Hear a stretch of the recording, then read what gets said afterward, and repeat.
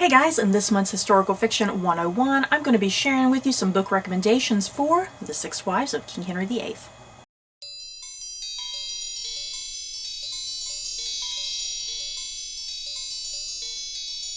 So, if you know me, you know that I love all things the Tudor era or the Elizabethan era, just anything with the Tudors, and I really love the tale of King Henry VIII and his six wives.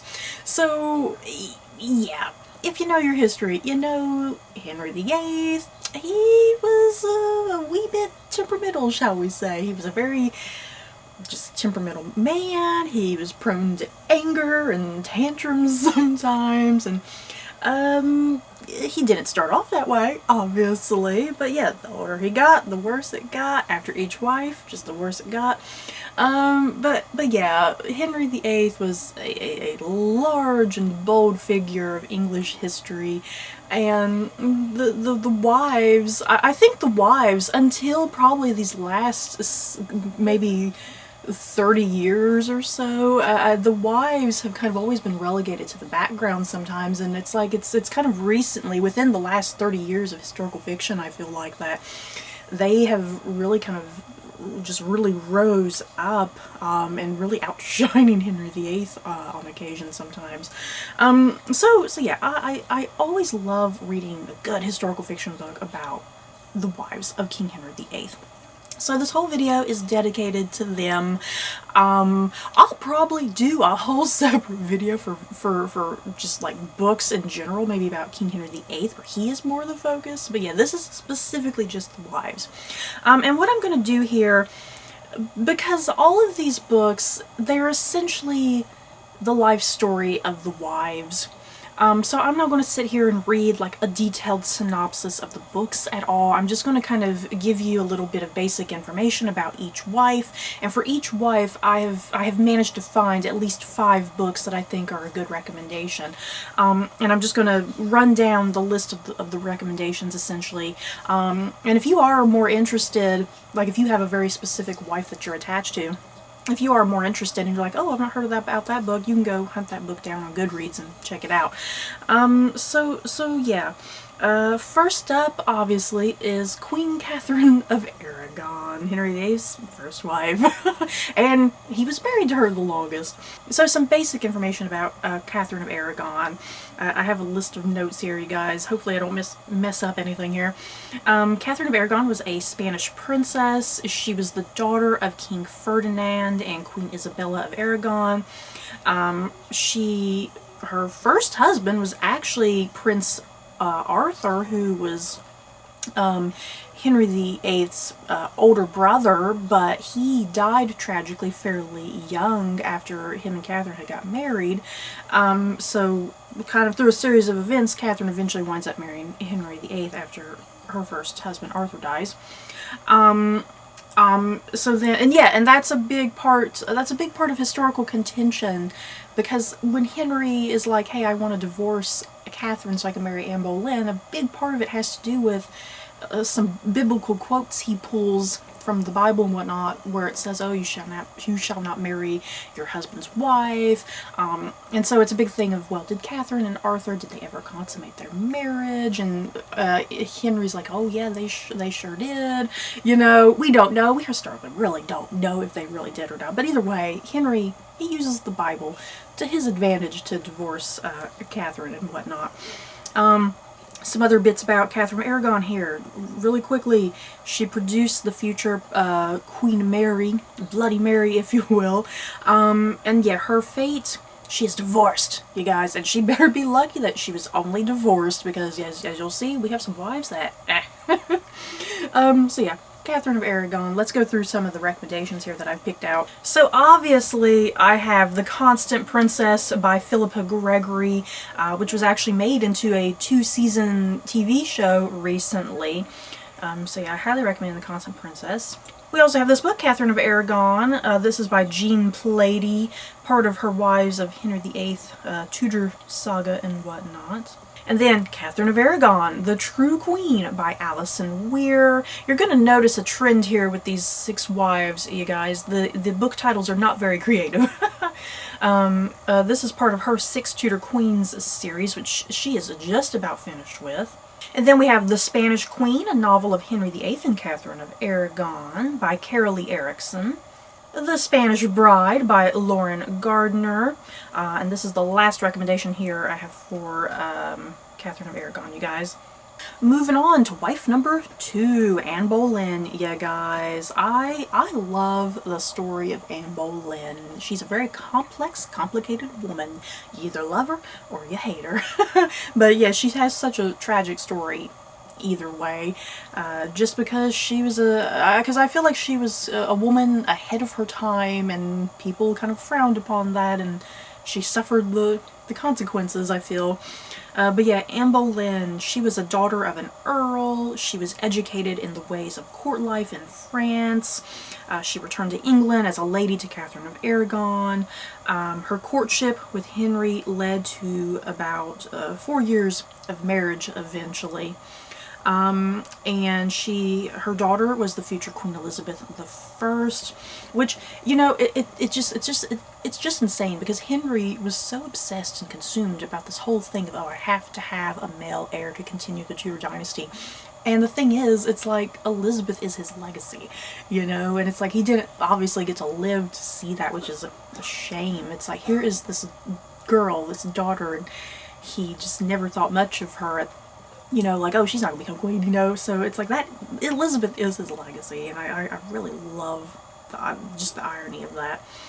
And then yeah, Anne Bolyn, her fate, beheaded, you guys, with a French sword, which is epic.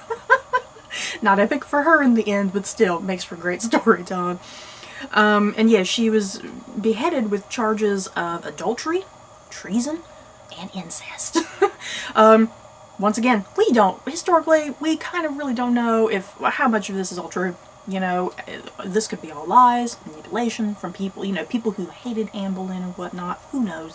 Either way, poor woman died very tragically. So, the list of Anne Bolyn recommendations, you guys. We have, obviously, The Other Bolyn Girl by Philippa Gregory, one of my personal favorites.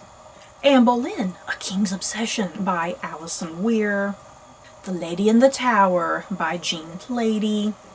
Mademoiselle Bolyn by Robin Maxwell. And to the best of my knowledge, this book was actually a lot more focused on Anne Bolyn, like kind of as a little girl and a teenager, kind of right before Henry VIII, if I'm remembering that correctly.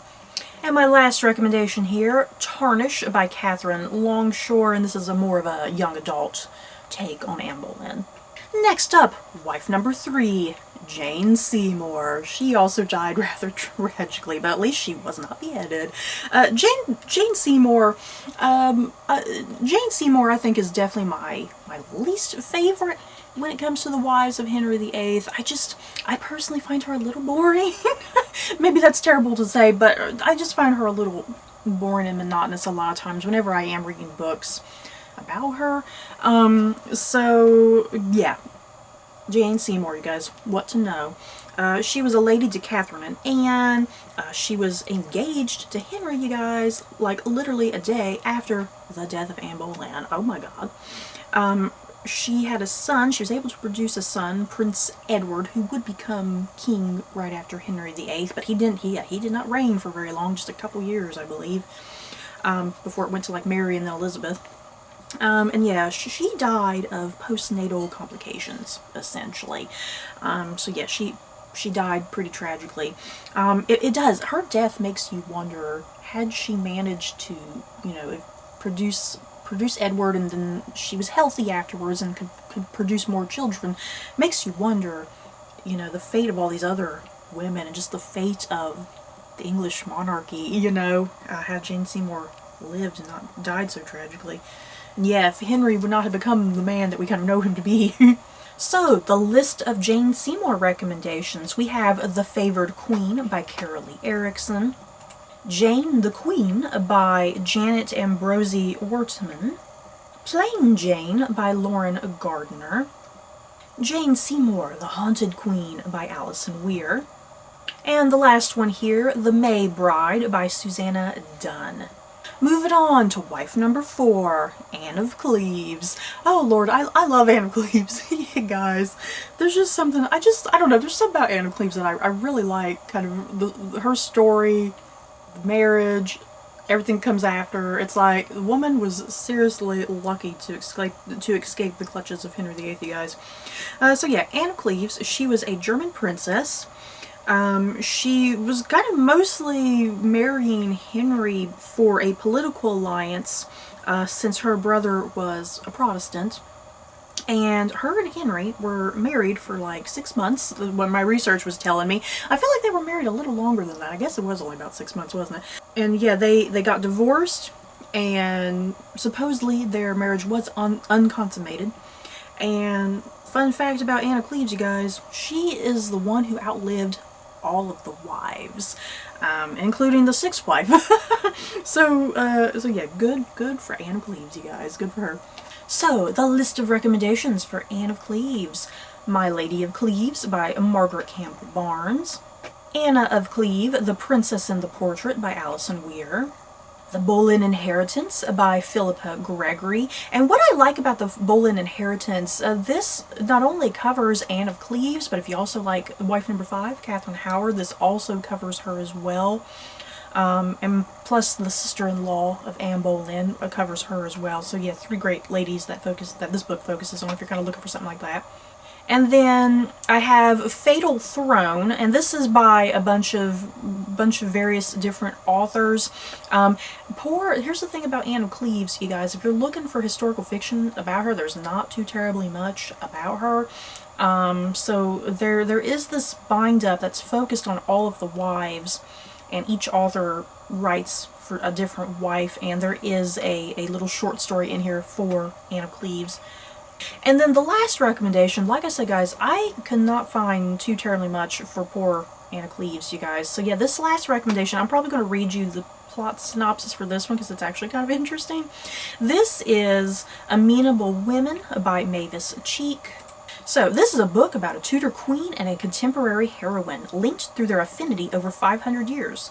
Flora Chapman is in her 50s when her dashing and infuriating husband, Edward, dies in a bizarre ballooning accident.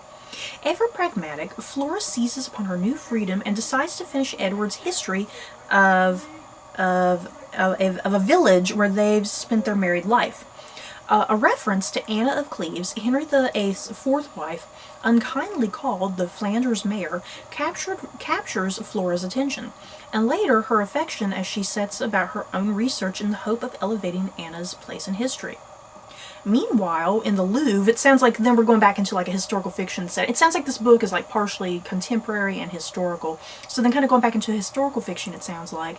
Meanwhile, in the Louvre, Holbein's portrait of Anna senses the tug of a connection, and she begins to tell the real story of how she survived her disastrous Tudor marriage. This novel about 2 intelligent, accomplished women who lived in the shadow of the men they married interweaves a fascinating and little-known part of history with a broader contemporary tale of love, marriage, and self-preservation, and motherhood with all their pains, pleasures, and humors. So yeah, this book, like I mentioned, a historical and probably largely more of a contemporary, but still there's a connection there with Anne of Cleves, which I think is interesting if you're interested in that sort of thing. Moving on, wife number 5, Catherine Howard, also tragic story. Alongside Anne Boleyn, I also really like Catherine Howard. She's someone that at times I love, sometimes I hate. It just depends on how an author is choosing to portray her, because her personality is wildly insane sometimes, I feel like. So yeah, Catherine Howard, she was actually the first cousin of Anne Boleyn. She married Henry at about 17 years old. Some people aren't quite sure with the age with her, because I think her birth date, a lot of people aren't quite positive on her birth date. And then she was beheaded with adultery, because she slept around with Thomas Culpeper. And then, yeah, this occurred like after a year of her marriage with Henry VIII.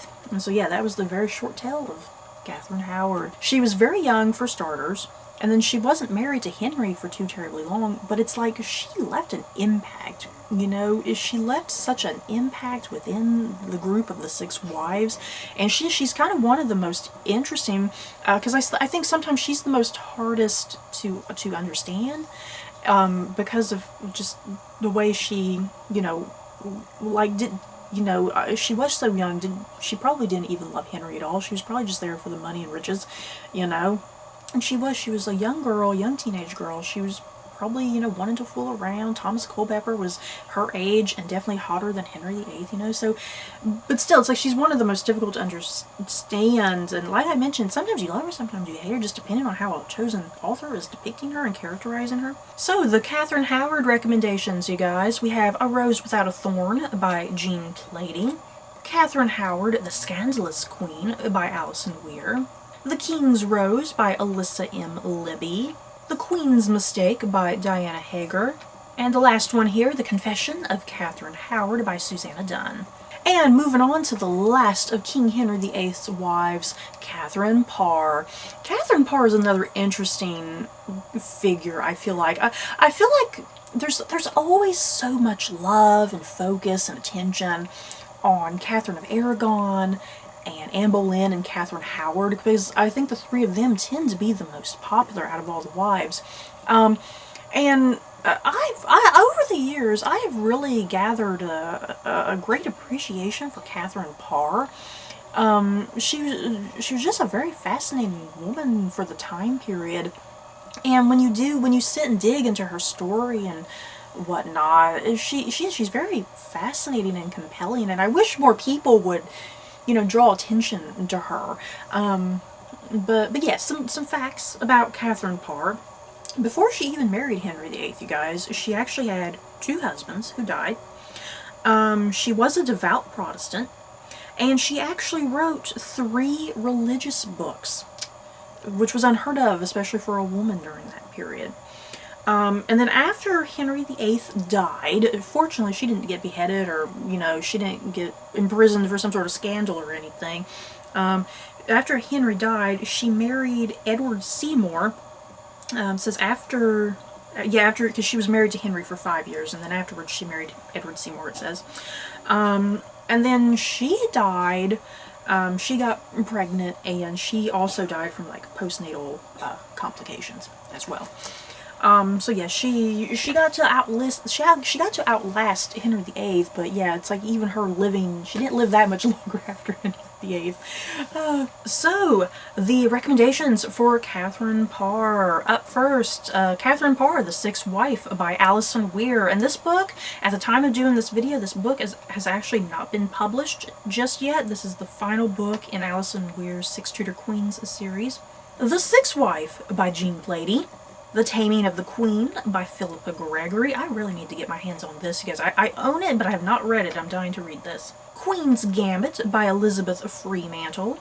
And the last book here, The Sixth Wife by Susanna Dunn. Seriously, these authors do not get creative with their titles. So you guys, that is it for my book recommendations for The Six Wives of King Henry VIII. And the comments below, have you guys read any of these books? Have you discovered any new ones? I feel like if you're a fan of the Tudor era and The Six Wives of Henry VIII, there's a good chance you've probably already heard about these books, and my recommendations are nothing new. But yeah, if you're someone and you're just kind of starting to get into history and you do have an interest in the wives, these might be some good ones to check out. And yeah, big question, who is your favorite wife? Like I said, my favorites are definitely like Anne Boleyn and Catherine Howard, and I've definitely been getting a greater appreciation for Catherine Parr in recent years. So yeah, that's it for this video, you guys. Don't forget to like, comment, and subscribe, and if you like this video, you may like these other videos. Bye, guys.